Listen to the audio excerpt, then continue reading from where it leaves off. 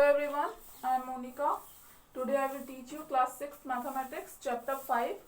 Okay, so here some of the definitions, the remaining definitions. I have been already discussed about rectangle and square in previous class, and this is the third one, parallelogram, and this is the fourth one, rhombus. Okay, so parallelogram and rhombus, square, rectangle, these all are the type of quadrilateral, and quadrilateral is a type of polygon. Okay, polygon का type क्या है? Quadrilateral है. और quadrilateral का क्या है type? Rectangle, square, parallelogram, rhombus, trapezium. Okay, ये सारे के सारे. ठीक, अब देखो पैरेललोग्राम क्या होता है, क्वाड्रिलेटरल क्या होता है, जिसमें 4 साइड्स होती हैं. ठीक है, 4 साइड्स होती हैं.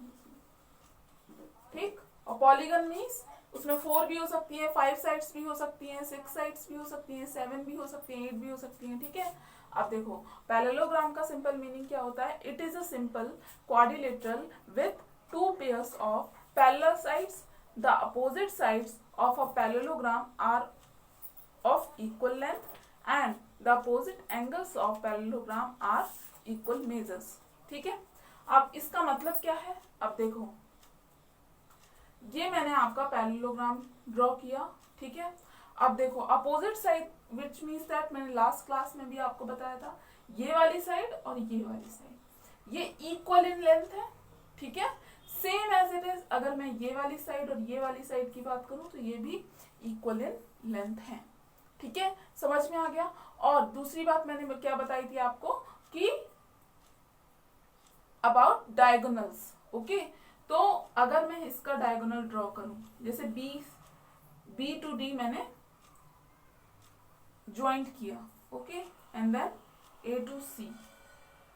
तो जो पैरेललोग्राम का जो आपका डायगोनल्स हैं, okay, 2 diagonals, there are 2 diagonals. The name of the diagonals are B D and A C. Okay, तो जो डायगोनल्स हैं पैरेललोग्राम के, वो क्या होते हैं? वो बाइसेक्ट करते हैं. अब बाइसेक्ट का मतलब सिंपल मीनिंग ये समझो कि जैसे आपने ये ड्रॉ किया, AC ड्रॉ किया ना, तो जो ये वाला पार्ट होगा, ठीक, जो ये वाला पार्ट है और ये वाला पार्ट है, ये इक्वल होगा, और ये वाला पार्ट और ये वाला पार्ट इक्वल होगा. ठीक है, समझ गए. अब देखो, there are also one line. The line is the opposite angles of a parallelogram are equal measures. अब एक बात बताओ, अपोजिट मैंने साइड्स तो आपको बता दी, AB and CD are opposites and AD and BC is also opposite. Okay, लेकिन opposite angle कौन सा होगा? Angle A and angle C, ये क्या होंगे? ये इक्वल होंगे, इक्वल इन लेंथ. ओके, मैं ये सब क्यों बता रही हूँ? क्योंकि आपसे ट्रू फॉल्स नहीं बनेगा फिर. ठीक है, ये प्रॉपर्टी पर बेस्ड ट्रू फॉल्स दिया हुआ है एक्सरसाइज 5.7 में. ठीक, और ये वाला एंगल और ये वाला एंगल इक्वल होगा इसका. ठीक है, there are 4 angles. The angle A is equal to angle C and angle B is equal to angle D. चारों एक बराबर नहीं हो सकते. एंगल A और एंगल C इक्वल होगा और एंगल B और एंगल D इक्वल होगा. ठीक है, समझ गया पैरेललोग्राम क्या है. And then rhombus. Rhombus is a parallelogram whose sides are equal. ठीक है, रोम्बस क्या है? रोम्बस एक टाइप का क्या है? पैरेललोग्राम ही है जिसकी साइड्स इक्वल होती है. अभी मैंने क्या बताया पैरेललोग्राम में कि इसकी अपोजिट साइड्स इक्वल है, लेकिन रोम्बस में क्या होता है? जो 4 साइड्स होंगी वो सारी इक्वल होंगी. जैसे यहाँ डायग्राम में आपका है. ओके, जैसे ये वाली साइड, ये वाली साइड, ये वाली साइड और ये वाली साइड, जो 4 साइड्स आपको गिवन है वो सारी इक्वल होंगी. और इसके अलावा एक बात और कि जो पैरेललोग्राम के जो डायगोनल्स हैं वो बाइसेक्ट करते हैं. ठीक है, लेकिन the diagonals of a rhombus are perpendicular bisector of one another. मतलब क्या है इसका? परपेंडिकुलर. अब परपेंडिकुलर का मैंने मतलब क्या बताया? सिंपल 90 डिग्री बताया था लास्ट क्लास में. ठीक है, ऐसा सिंपल. अब देखो, परपेंडिकुलर बाइसेक्टर मीन्स बाइसेक्ट तो करेंगे ही, मतलब इक्वल पार्ट्स में डिवाइड तो करेंगे ही, उसके अलावा 90 डिग्री एंगल भी फॉर्म करेंगे. ठीक है, तो ये वाला पार्ट और ये वाला पार्ट इक्वल होगा, ये वाला पार्ट और ये वाला पार्ट इक्वल होगा. इसके अलावा जो एंगल ड्रॉ उनके बीच में वो कितना होगा 90 डिग्री। समझ गया? So this is the definition of parallelogram and rhombus and then here I will discuss trapezium. So the trapezium is a quadrilateral having exactly one pair of parallel sides is called a trapezium. अब यहाँ देखो figure में ABCD is a trapezium, okay, and then यहाँ देखो यहाँ पे केवल one pair of parallel sides है. कौन कौन सी? AB parallel to DC, okay, समझ गए? और ये equal नहीं दिख रही ना, which means that ये equal नहीं होती है. ठीक? So these all are the definitions. इसी पर बेस्ड आपका क्या है exercise 5.7. The first one is, इसमें आपको ट्रू बताना है कि कौन सा स्टेटमेंट ट्रू है. Each angle of a rectangle is a right angle. अब रेक्टेंगल क्या होता है, मैंने लास्ट क्लास में आपको बताया था. दिस इज अ रेक्टेंगल और ये जो एंगल हैं ये कितने फॉर्म होते हैं 90 डिग्री के, विच means that this is true. Okay, 90 degree angle को क्या कहते हैं? Right angle. Okay, the opposite sides of a rectangle are equal in length. अब देखो opposite sides कौन कौन सी? ये वाली और ये वाली, ये वाली और ये. ठीक है, तो ये equal है. ओके, equal दिख रही ना आपको, which means that this is true. Okay, the third one is the diagonals of a square are perpendicular to one another. This is also true. Last class में मैंने आपको ये डिस्कस किया था. All the sides of a rhombus are of equal length. मैंने अभी बताया rhombus की जो हर एक साइड है वो क्या होती है? इक्वल होती है. So this is also true. All the sides of a parallelogram are of equal length. This is not true. Why? मैंने आपको parallelogram अभी डिस्कस किया था जिसमें क्या था, जिसमें अपोजिट साइड्स इक्वल थी. ओके, तो ये फॉल्स हो जाएगा. जो 5th नंबर का स्टेटमेंट है वो क्या हो जाएगा? False. And then the 6th one is the opposite sides of a trapezium are parallel. देखो जो अपोजिट साइड्स हैं वो क्या है? ट्रेपेजियम की पैरेलल है. लेकिन यहाँ पे आपको ध्यान रखना है कि AB is parallel to DC but AD is not parallel to DC. Okay, AD और DC क्या होगा? पैरेलल नहीं हो सकता है. Okay, and then the diagonals of a rectangle bisect each other. Yes, अब देखो ये रेक्टेंगल है. अब इसका मैंने डायगोनल ड्रॉ किया. मैंने क्या बताया था आपको? ये बाइसेक्ट करता है, विच मीन्स दैट ये वाला पार्ट और ये इक्वल होगा, ये और ये इक्वल होगा. ठीक है, which means that. And then the next one is each diagonals of a rhombus bisect it. Yes, rhombus में डायगोनल्स क्या करते हैं? Perpendicular bisector each other. ठीक है, वहां पे था ना. तो this is true. Every rhombus is a parallelogram. Yes, rhombus is a type of parallelogram. Every parallelogram is a rhombus. No, this is not true. Okay, समझ गए? And then exercise 5.8. और एक बात और, जो मैंने definitions बताई हैं उसको बहुत अच्छे से कर लेना. हो सकता है आपके एग्जाम्स में ये definitions आ जाएं. ठीक है, समझ में आ गया? And then I will start exercise 5.8. This is question first of exercise 5.8. Okay, so examine whether the following are polygons. If any one among them is not, give reason. Okay, तो ये आपका question है. This is the first one and this is the second one. ठीक है, अब देखो polygon का क्या प्रॉपर्टीज होती हैं. सबसे पहली बात तो वो क्लोज्ड होता है. ठीक है, अभी तक मैंने जितना भी बताया क्वाड्रिलेटरल में, जितनी भी डेफिनेशंस बताई, क्या कभी भी कोई डायग्राम ऐसा बना हुआ आया? नहीं आया ना. क्यों? क्योंकि ओपन है. अगर ये ओपन है तो ये क्वाड्रिलेटरल नहीं होगा, और क्वाड्रिलेटरल नहीं है which means that ये पॉलीगन भी नहीं है. ओके, अब दूसरी प्रॉपर्टी क्या होती है पॉलीगन की? कि polygon is a made up of line segments. Okay, अब यहाँ देखो ये क्या है? ये लाइन सेगमेंट्स है, मैं आपको पहले पढ़ा चुकी हूँ. Okay, these all are the line segments. ठीक, ओपन नहीं होना चाहिए और लाइन सेगमेंट से बना हुआ होना चाहिए. वो क्या है? आपका पॉलीगन है. ओके, फर्स्ट वन में देखो ये ओपन दिख रहा है ना आपको, तो this is not a polygon. Okay, and then this is a polygon. Why? Just because it is made up of line segments and it is a closed figure. Okay, समझ में आ गया आपको? अब देखो, अलग अलग जो आपका लाइन सेगमेंट्स हैं, नंबर ऑफ लाइन सेगमेंट्स के बेसिस पे आपका नेमिंग होती है किसकी? पॉलीगन की. अब देखो इसमें लाइन सेगमेंट्स कितने हैं? 1 2 3 4 5 6 7 है. ओके, तो इसको क्या बोलते हैं? हेप्टागन बोलते हैं. ठीक, समझ में आ गया? ठीक, मैंने रीजन भी बता दिया, because it is a close figure and it is made up of line segments. It is called heptagon. Okay, ठीक. आप देखो थर्ड वन में आप देखो कि क्या ये लाइन सेगमेंट से बना हुआ है? अपने बुक में देखो, नहीं. तो this is not a polygon because it is not made up of line segments. Okay, and the fourth one is also the same reason. Okay, and then the second one is name each polygon. अब देखो मैं name बताती हूँ. अगर the first one is there are 4 sides, this is called quadrilateral. The second one is triangle.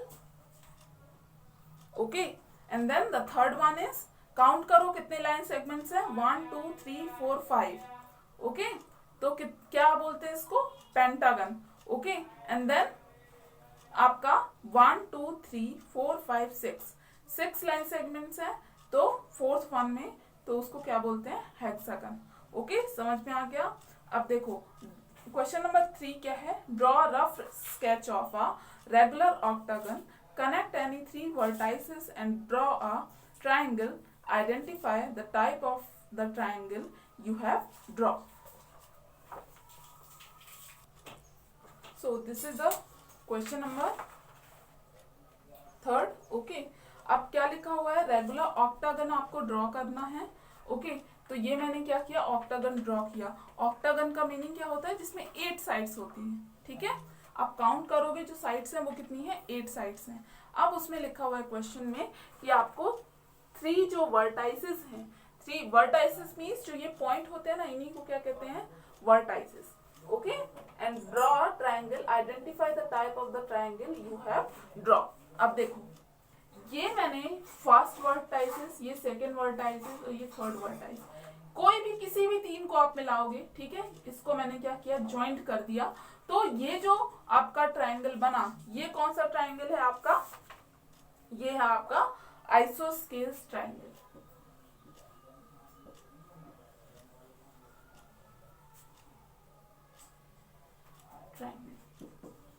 Okay, isosceles triangle क्या होता है? जिसमें 2 साइड्स इक्वल होती है. मैं पहले पढ़ा चुकी हूँ लास्ट क्लास में. ये वाली और ये वाली साइड शायद आपको इक्वल दिख रही होंगी अगर आप ध्यान से देखोगे तो.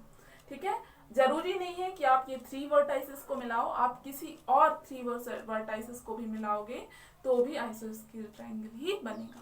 Okay, and then draw rough sketch of a pentagon and draw all its diagonals.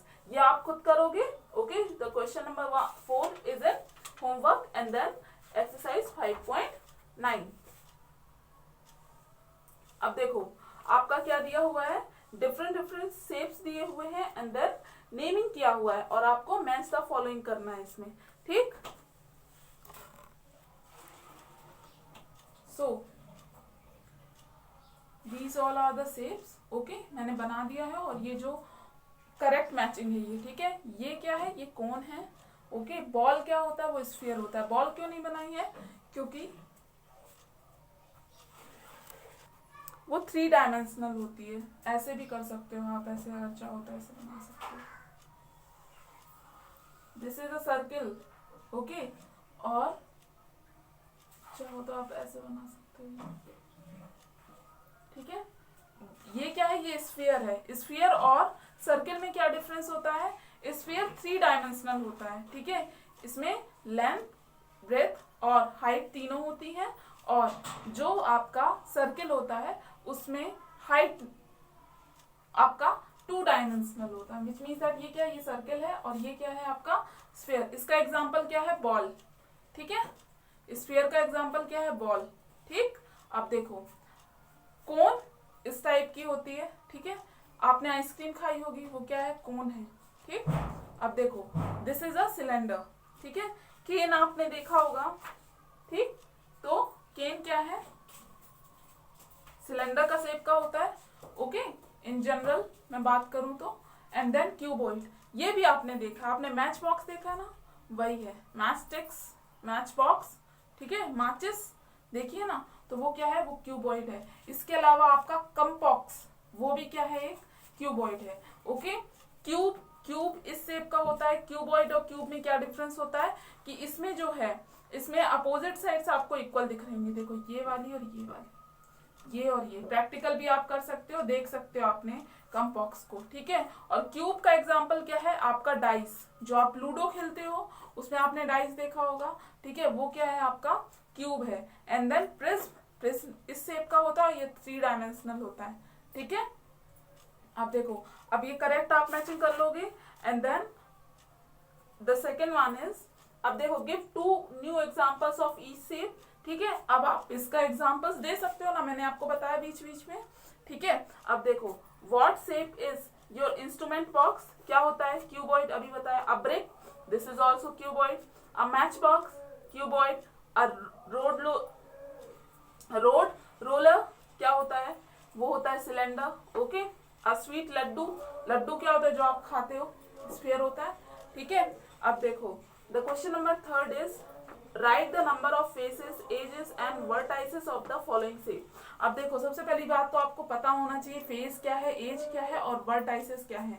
अब देखो, सपोज मैंने ये एग्जांपल लिया आपका, ठीक है, क्यूबॉइड आपका एग्जांपल लिया, और मैंने आपको क्या बताना है, वर्टाइसेस। वर्टाइसेस मैंने क्या बताया था अभी, पॉइंट्स, ये जो पॉइंट्स हैं यही क्या है, वर्टाइसेस है, ठीक है।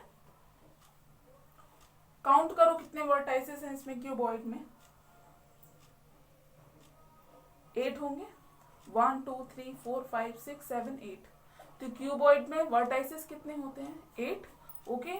And then what is the means of edge, edge क्या है, ये जो मैंने ये लाइन्स है ना, ये लाइन्स है, ये क्या है, ये एज है। 1 2 3 4, ठीक है, 5 6 7 8 9 10 11 12, विच मीन्स दैट एजेस कितनी होती हैं क्यूबॉइड में, 12 एजेस होती हैं, ओके। अब थर्ड क्या है आपका, फेस आपसे पूछा गया है, ठीक है। Face, face which means that ये पूरा, मतलब ये वाला पार्ट, देखो आप अगर समझ पाओ तो ये वाला पार्ट, ठीक। देखो फेस क्या होता है, देखो ये मैंने मैच बॉक्स लिया हुआ है, ठीक है, ये जो पूरा है ना, ये पूरा है, ये फेस है, ठीक है। ये क्या है, ये क्यूबॉइड है, मैच बॉक्स है, क्यूबॉइड है, ओके। मैंने अभी एग्जांपल बताया था आपको।